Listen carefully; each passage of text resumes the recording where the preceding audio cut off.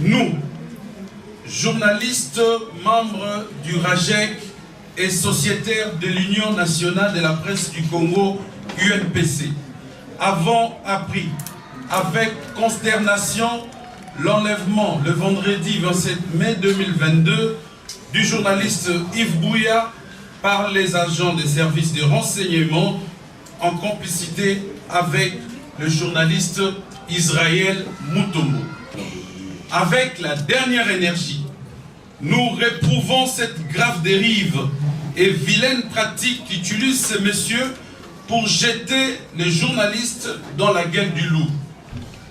Nous considérons qu'en prétextant une plainte devant les juridictions de droit commun à charge de M.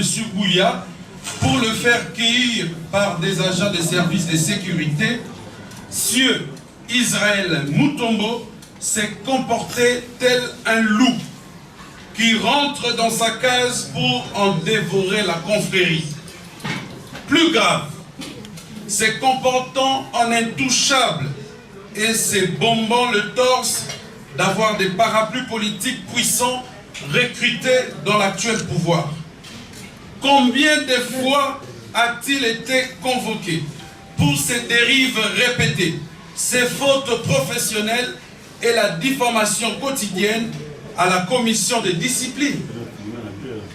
L'affaire Niei, où il a dénigré une haute personnalité politique du pays, est une preuve éloquente de la violation grave de l'éthique du désormais allié des bourreaux de la presse.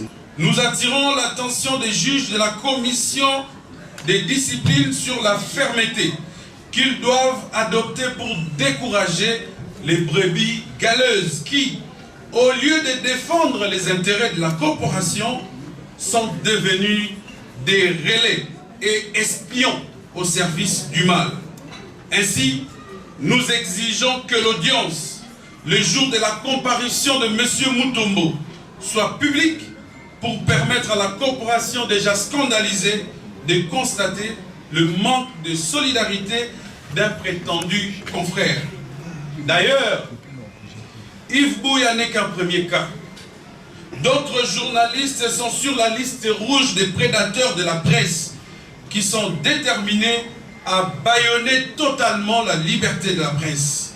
À haute voix, retenez que ni la peur, ni les arrestations ne peuvent nous empêcher d'accomplir ce que nous considérons comme le plus important dans nos devoirs professionnels et civiques, à savoir la protection du droit à l'information ainsi que la liberté d'expression et d'opinion, fondement de notre Constitution.